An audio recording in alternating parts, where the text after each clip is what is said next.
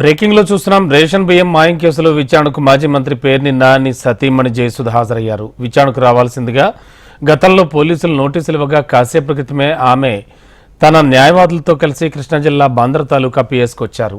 న్యాయవాదుల సమక్షంలో జయసుధను పోలీసులు విచారిస్తున్నారు. ఇక లేటెస్ట్ ఇన్ఫో ఇదే అంశానికి సంబంధించి మా కరెస్పాండెంట్ కాంతి సిద్ధంగా ఉన్నారు. మరిన్ని వివరాలు అందించడానికి కాంతి, ఆల్రెడీ పేర్ని నాని భార్య జయసుధ విచారణకు హాజరయ్యారంటున్నారు.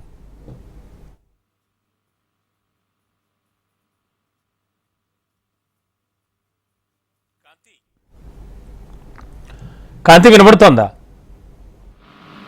రమణ బాబు, పేర్ని జయసుధ రేషన్ బియ్యం మాయం కేసులో మాజీ మంత్రి పేర్ని నాని సతీమణి అయితే ఈవిడ ఈ రోజు ఏదైతే విచారణకు హాజరు కావాలని చెప్పి ఏదైతే పోలీసులు విచారణకు రావాలని చెప్పి నిన్న రాత్రి పేర్ని నాని ఇంటికి వెళ్లిన సమయంలో ఇంట్లో ఎవరూ లేకపోవడంతో ఇంటి గోడలకి నోటీసులు అంటించి రావడం జరిగింది. అయితే ఈ కేసులో జయసుధ A1 గా ఉన్నారు. అయితే ఇప్పటికే ఆమె ముందస్తు బెయిల్ కోసం అప్లై చేసుకుని ఏదైతే మచిలీపట్నం కోర్టులో ముందస్తు బెయిల్ అయితే తీసుకుని ఉన్నారు. అయితే పోలీసుల విచారణకు సహకరించాలని చెప్పి కోర్టు ఆదేశాలు ఇవ్వడం జరిగింది. ఈ నేపథ్యంలో విచారణకు రావాలని ఆమెకు పోలీసులు జారీ చేసినటువంటి నోటీసులు తీసుకోవడానికి ఇంట్లో అందుబాటులో లేకపోయినప్పటికీ కూడా ఈ రోజు మధ్యాహ్నం ఆమె తమ న్యాయవాదులతో కలిసి బందర్ తాలూకా పోలీస్ స్టేషన్ లో విచారణకు హాజరయ్యారు. అయితే జయసుధ తరపున న్యాయవాదులను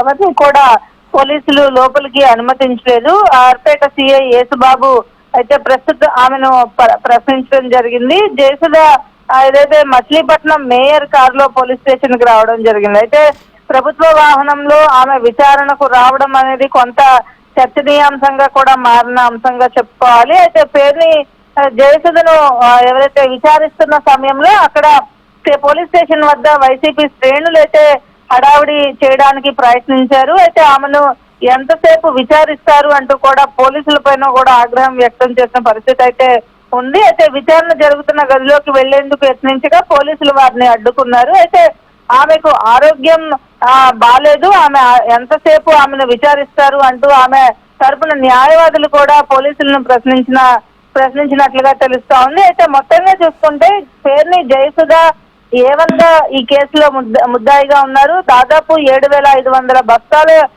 రేషన్ బియ్యం అనేది పూర్తిగా అపహరణకు గురైంది. దీనికి సంబంధించి డబ్బులు మేము చెల్లించాము అని ఇప్పటికే చెబుతున్నప్పటికీ కూడా మాజీ మంత్రి పేర్ని నానిని కూడా ఆర్థిక లావాదేవీలు ఈ కేసులో పూర్తిగా పేర్ని నాని ఆధ్వర్యంలోనే జరిగాయని చెప్పి పోలీసులు విచారణలో తేలడంతో పేర్ని నానిని సైతం A6 గా చేర్చడం జరిగింది. ఈ నేపథ్యంలో ముందస్తు బెయిల్ కోసం ఆయన హైకోర్టుని ఆశ్రయించారు. హైకోర్టు కూడా సోమవారం వరకు అరెస్టు చేయవద్దు అంటూ కూడా సూచించిన నేపథ్యంలో ఈ రోజు జయసుధ విచారణకు వస్తారా లేదా అనేదైతే కొంత సందిగ్ధం నెలకొన్నప్పటికీ కూడా ఖచ్చితంగా న్యాయస్థానం ఇచ్చినటువంటి తీర్పుని గౌరవించాల్సిన అవసరం ఉంది. లేనట్లయితే బెయిల్ క్యాన్సిల్ అవుతుందనే భయంతోనే ఆమె ఈ రోజు పోలీస్ స్టేషన్ కి వచ్చి హాజరయ్యారు. ఎందుకంటే ఈ కేసు ఎప్పుడైతే దాదాపు నెల రోజులు అయినప్పటికీ కూడా ఇప్పటి వరకు ఆమె కనీసం నోటీసులు తీసుకునే దానికి కూడా అందుబాటులో లేకపోవడంతో ఈ రోజు విచారణకు ఖచ్చితంగా రారు అని భావించారు. అయితే న్యాయవాదులు ఇచ్చినటువంటి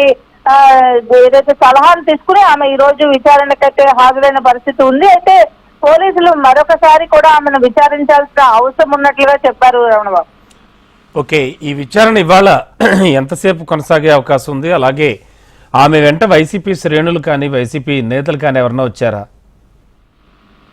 పేర్ని జయసుధను ఆల్రెడీ దాదాపుగా గంట అంటే ఆల్రెడీ 2 o'clock 2:30కి అక్కడ చేరుకున్నారు. అయితే 2:30 నుంచి దాదాపు 4:30 వరకు కూడా ఆమెకు సంబంధించినటువంటి పోలీసుల విచారణ అయితే సాగింది. ఆమెతో పాటు ఆమె తరపున న్యాయవాదులు కూడా అక్కడికి రావడం జరిగింది. అయితే పోలీసులు అయితే వారిని ఎవరిని కూడా లోపలికి అనుమతించలేదు. ఆమెను ఒక్కదాన్నే విచారించాల్సిన అవసరం ఉంది అని కూడా చెప్పారు. అయితే ఈ కేసులో ఆల్రెడీ A1 గా ఉన్నటువంటి జయసుధ ముందస్తు బెయిల్ తెచ్చుకుని ఉన్నారు. అలాగే A2, A3, A4, A5 గా ఉన్న వ్యక్తులకు ఆల్రెడీ రిమాండ్ లో ఉన్న నేపథ్యంలో విచారణలో మరికొన్ని కీలక అంశాలు బయటపడే అవకాశం ఉన్నట్లుగా పోలీసులు భావిస్తూ ఉన్నారు.